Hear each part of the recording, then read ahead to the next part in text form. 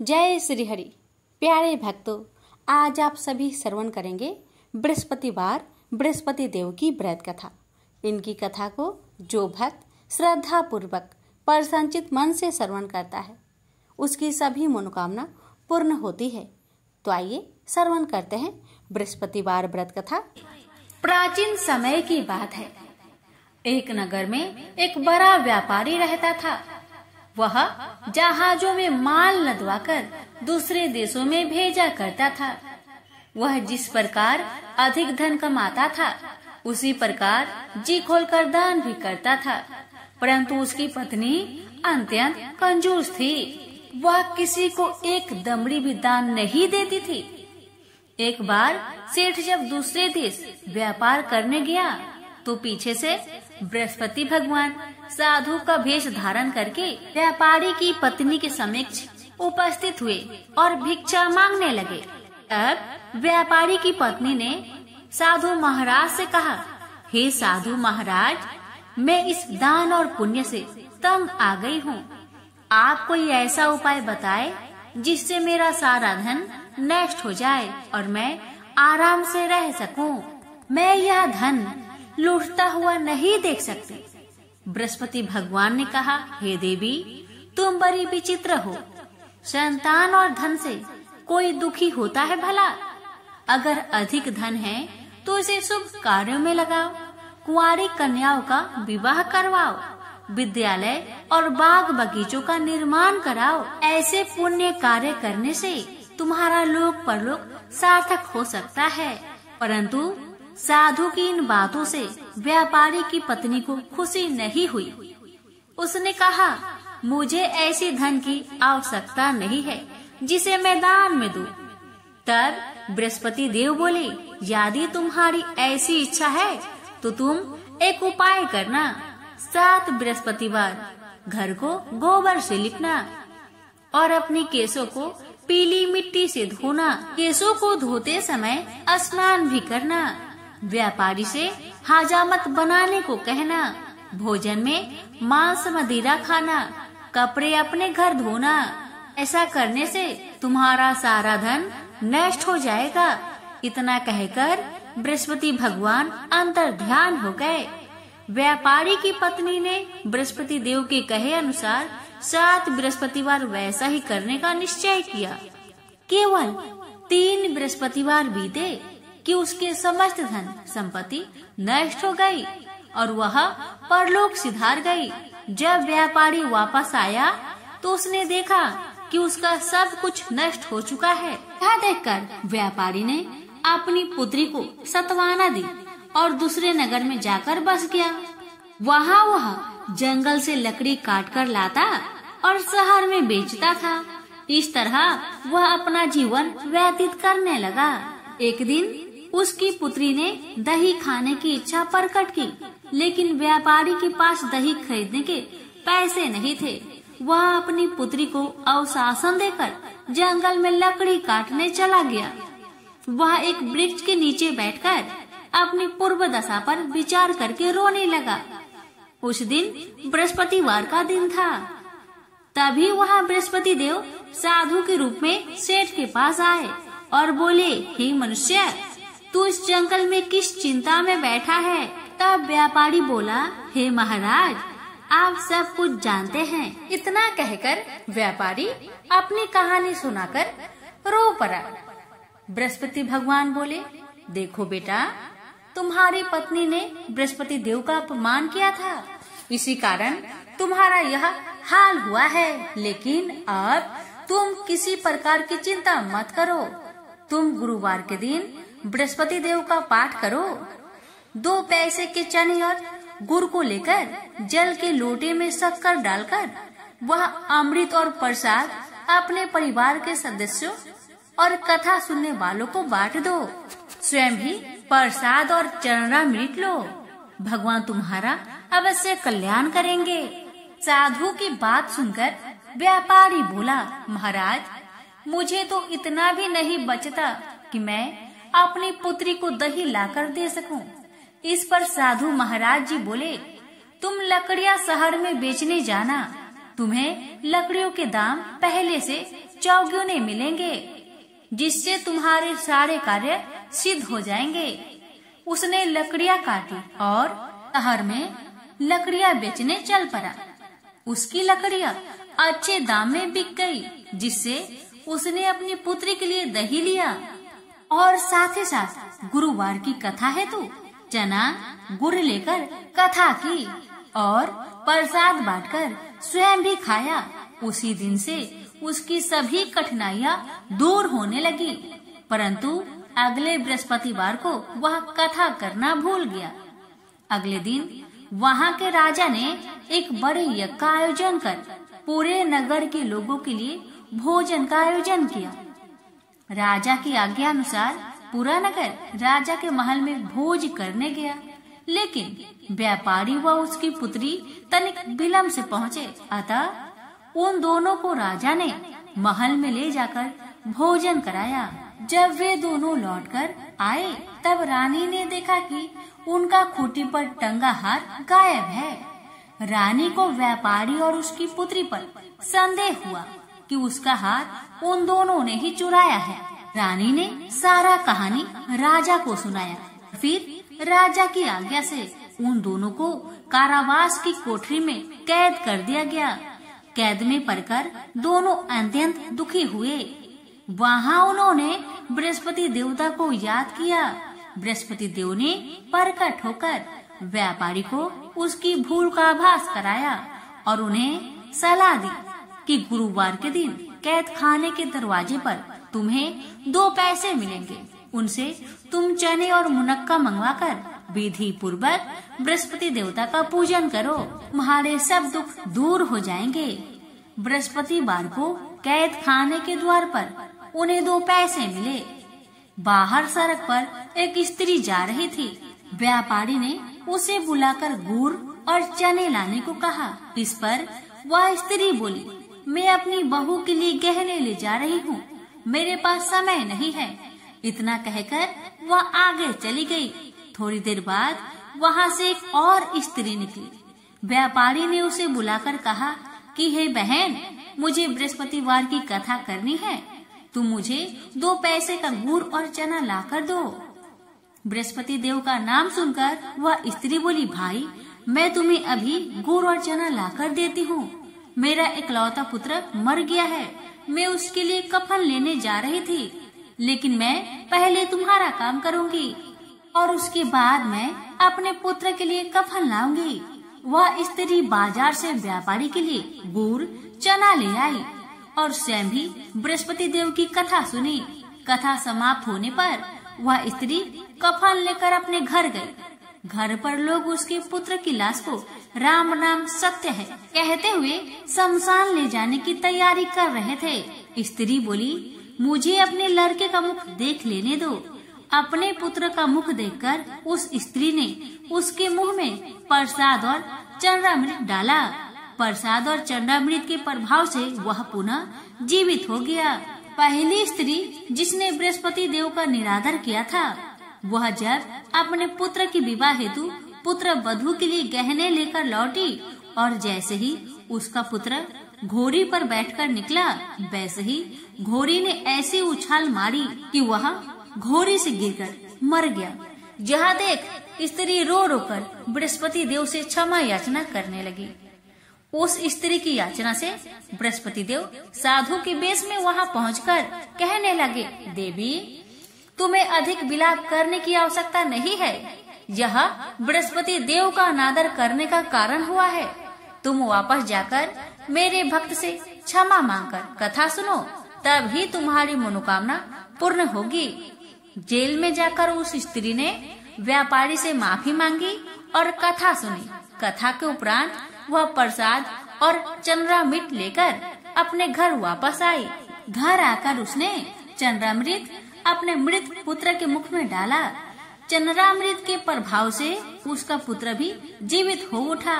उसी रात बृहस्पति देव राजा के सपने में आए और बोले, हे राजन, तूने जिस व्यापारी और उसके पुत्री को जेल में कैद कर रखा है, वह बिल्कुल निर्दोष है। तुम्हारी रानी का हार वहीं खूंटी पर टंगा है। दिन निकला तो राजा रानी ने हार पर खूंटी लटका हुआ देखा। राजा ने उस व्यापारी और उसकी पुत्री को रिहा कर दिया और उन्हें आधा राज्य देकर उसकी पुत्री का विवाह उच्च कुल में करवाकर दहेज में हीरे जवाहरात दिए। हे बृहस्पति भगवान, आपकी कथा कहने वाले, सुनने वाले, हुक्कार भरने वाले सभी भक्तों की अपनी सभी मनोकामना को पूर्ण करना। प्रेम से बोलिए बृहस्पति भगवान की जय। आप श्रवण करें बृहस्पतिवार व्रत की आरती। ओम जय बृहस्पति देवा, ओम जय बृहस्पति देवा, जय बृहस्पति देवा। छिन छिन भोग लगाऊं कदली फल मेवा। ओम जय बृहस्पति देवा। तुम पूर्ण परमात्मा, तुम अंतर्यामी, जगत पिता जगदीश्वर, तुम सबके स्वामी। ओम जय बृहस्पति देवा। चनरामृत निज निर्मल, सब पातके हरता, सकल मनोरथ दायक, कृपा करो भरता। ओम जय बृहस्पति देवा, जय बृहस्पति देवा। तन मन धन अर्पण करे जो जन शरण परे, प्रभु प्रकट तब होकर आकर द्वार खरे। ओम जय बृहस्पति देवा, जय बृहस्पति देवा। दीन दयाल दयानिधि, भक्तन हितकारी, पाप दोष सब हरता, भव बंधन हारी। ओम जय बृहस्पति देवा, जय बृहस्पति देवा। सकल मनोरथ दायके, सब संचय तारो, विषय विकार मिटाओ, संतन सुखकारी। ओम जय बृहस्पति देवा, जय बृहस्पति देवा। जो कोई आरती तेरी प्रेम सहित गावे, जो कोई आरती तेरी प्रेम सहित गावे, ज्येष्ठानंदे बंद सो निश्चय पावे। ओम जय बृहस्पति देवा, जय बृहस्पति देवा। भगवान भावना के भूखे हैं।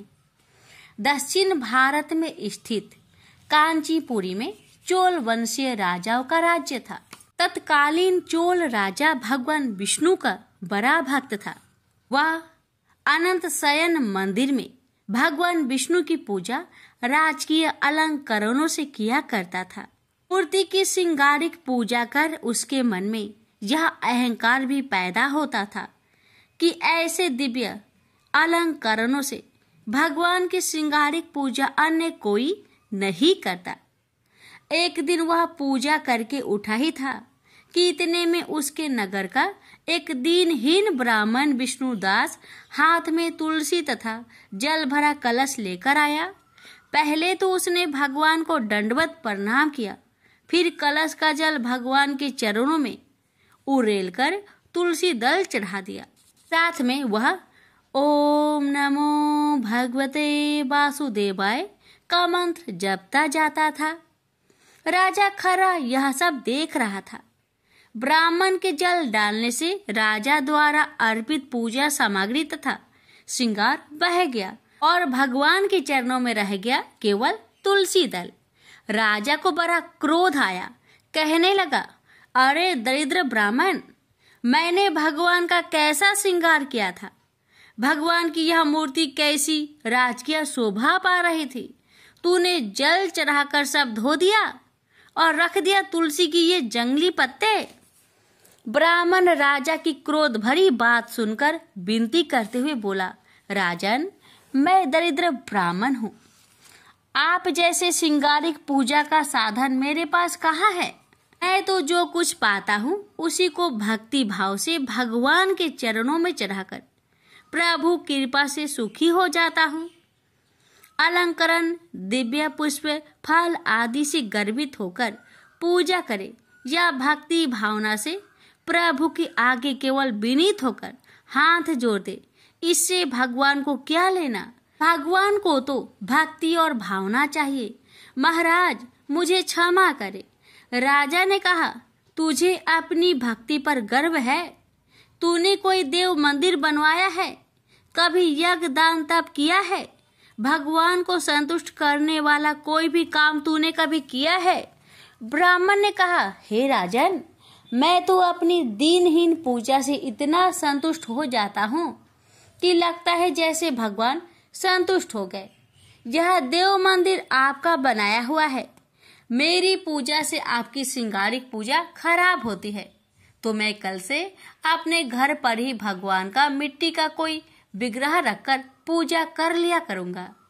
यह कहकर ब्राह्मण चलने लगा तो राजा ने कहा, अच्छा तो भक्त ब्राह्मण, मेरी भी बात सुन ले।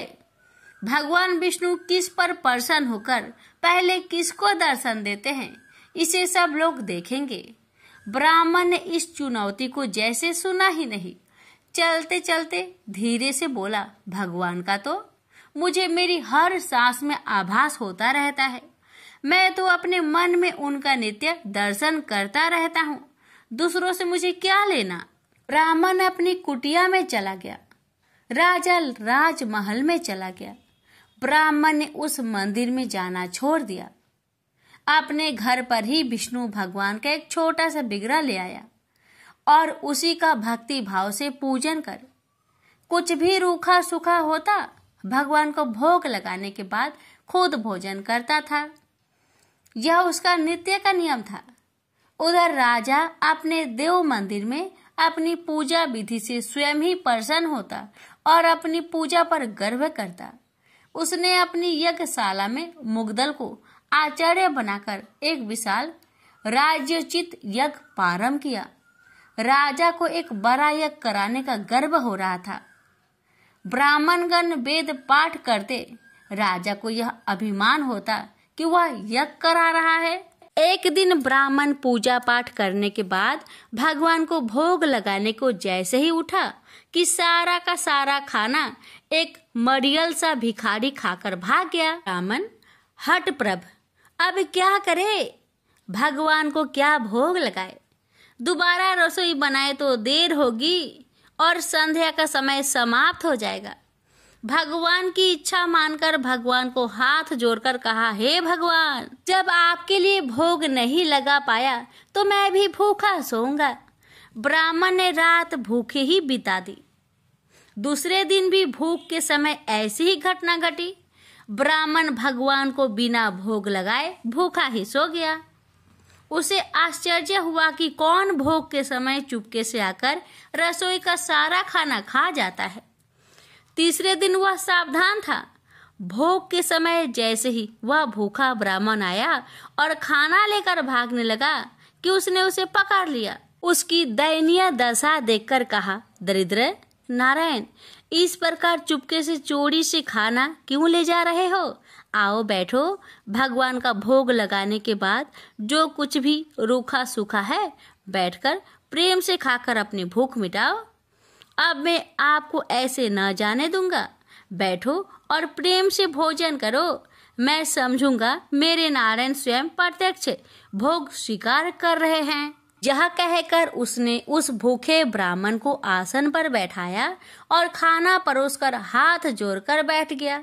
इतने में ही उसे भूखे ब्राह्मण ने अपना स्वरूप बदला और वह साक्षात विष्णु के रूप में विराजमान हो गया। साक्षात भगवान विष्णु को आपने यहाँ भोग ग्रहण करते देख वह ब्राह्मण उनके चरणों में गिर पड़ा। उसे उठाते हुए भगवान विष्णु ने कहा, उठो मेरे प्यारे भक्त, मैं चोल राजा के यहाँ भी रोज जाता था, मगर वहां से मुझ दीनहीन दरिद्र को भगा दिया जाता था। उस राजसी अहंकारी यज्ञ में राजपुरुषों, दरबारियों, कर्मकांडी ब्राह्मणों की प्रतिष्ठा है। अपने को भक्त कहलाने का दिखावा है। वहां से दीनहीन तथा भूखे भगा दिए जाते हैं। जाओ चोल महाराज से कह दो कि भगवान विष्णु मेरे यहाँ आए हैं, आकर दर्शन कर ले। मैं तब तक यहीं बैठा रहूंगा। ब्राह्मण गदगद होकर भागा भागा चोल नरेश के पास गया और कहा, हे राजन, भगवान विष्णु मेरे यहाँ बैठे हैं, चलिए आपको दर्शन देने के लिए बुला रहे हैं। यह सुनकर राजा हंसा, लेकिन महर्षि मुग्दल भगवान की यह माया समझ रहे थे। उन्होंने राजा से कहा, हे राजन, ब्राह्मण की बात सच मानकर चलिए, मैं भी चलता हूँ। भगवान की लीला निराली है, चलिए चलकर देखते हैं। चोल राजा ऋषि मुग्दल तथा वह ब्राह्मण चलकर जब उस झोपड़े में आए तो देखा कि भगवान विष्णु भोजन कर रहे थे। राजा ने आश्चर्य से हाथ जोड़कर कहा, प्रभु, मैं आपका दर्शन पाने तथा आपका प्रसाद ग्रहण करने को कितने दिनों से जब तब पूजा यज्ञ कर रहा हूँ। केवल दुर्लभ राजभोग छोड़कर आप यहाँ इस ब्राह्मण का रूखा सूखा भोजन ग्रहण कर रहे हैं, क्यों? भगवान ने हंसकर कहा, हे राजन, तुम्हारे पूजा अर्चना यज्ञ तप में राजसी अहंकार है, एक दिखावा है। इस ब्राह्मण की दरिद्रता में विनम्र भक्ति है, दिखावा नहीं, भावना है, विहल प्रेम है। मैं तो निरहंकारी भक्ति तथा भावना का भूखा हूँ, इसलिए यह प्रेम प्रसाद ग्रहण कर रहा हूँ। तुम्हारी पूजा अंत मरण की नहीं है, दिखावे की है। भगवान की यह बात सुनकर राजा को ज्ञान हुआ, जब तक राजसी वैभव से जुड़ा रहूंगा यह अहंकार बना रहेगा।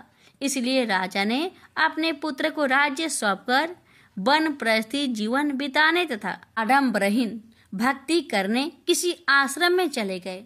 प्रेम से बोलिए विष्णु भगवान की जय। आजामिल एक सदाचारी ब्राह्मण था। वह कन्याकुब्ज प्रदेश में रहता था। प्रारंभिक जीवन वह बहुत ही सदाचारी तथा ब्राह्मणोचित कर्म करने वाला था। दुर्योग से एक बार वह किसी दासी के प्रेम में पड़ गया और उसे अपनी पत्नी बनाकर रहने लगा।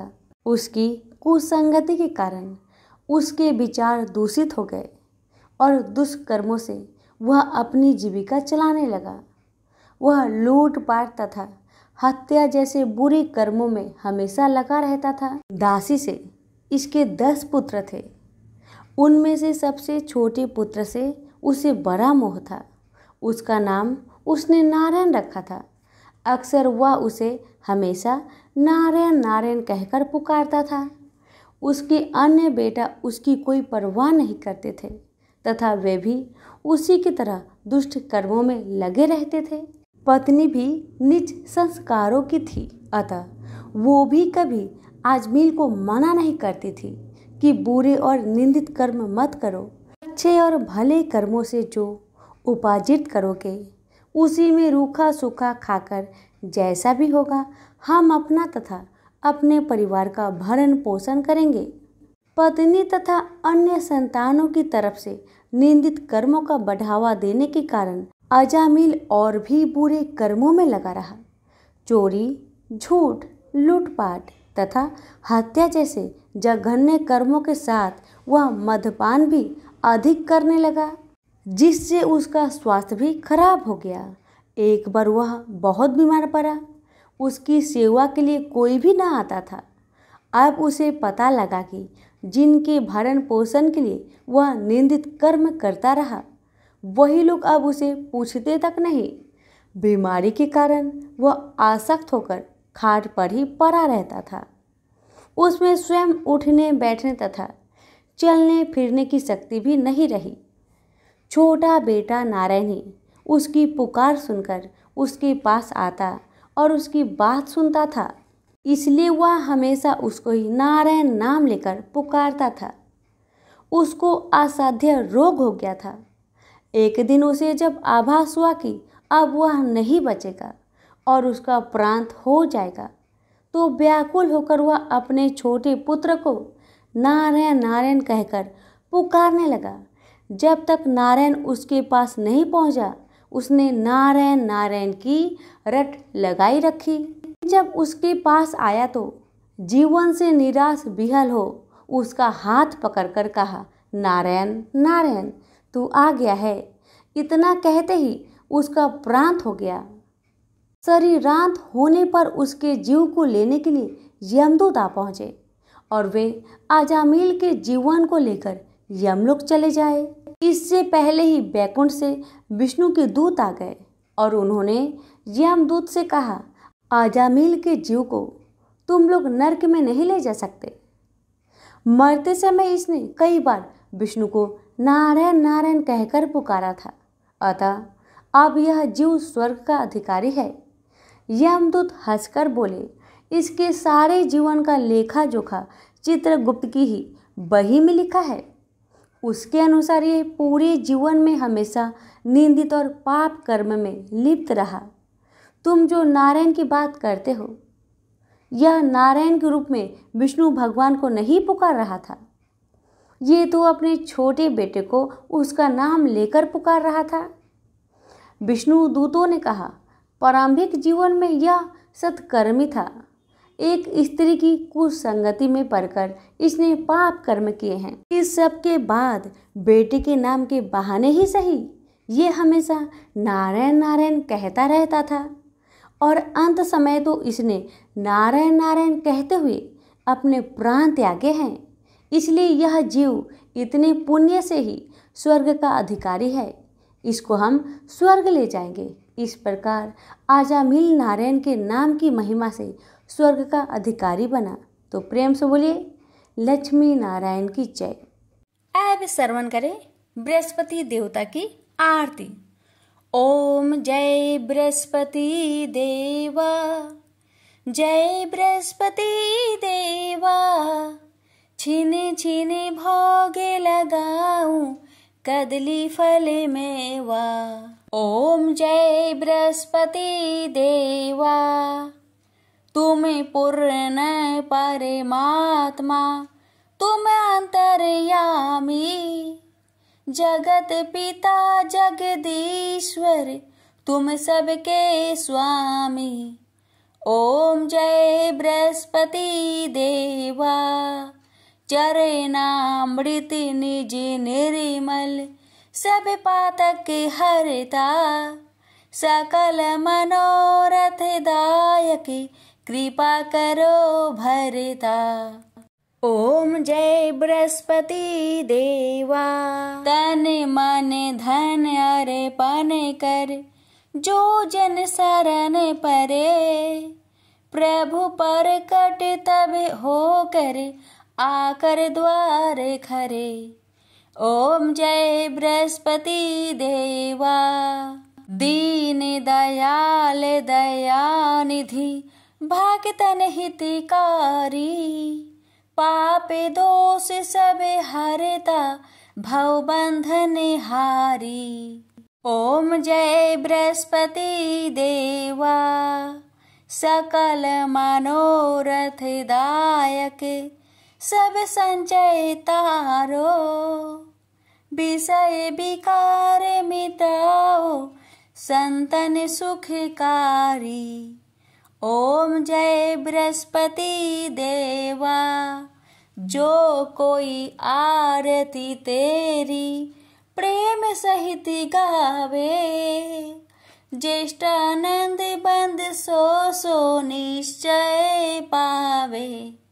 ओम जय बृहस्पति देवा। प्रेम से बोलिए बृहस्पति देव की जय।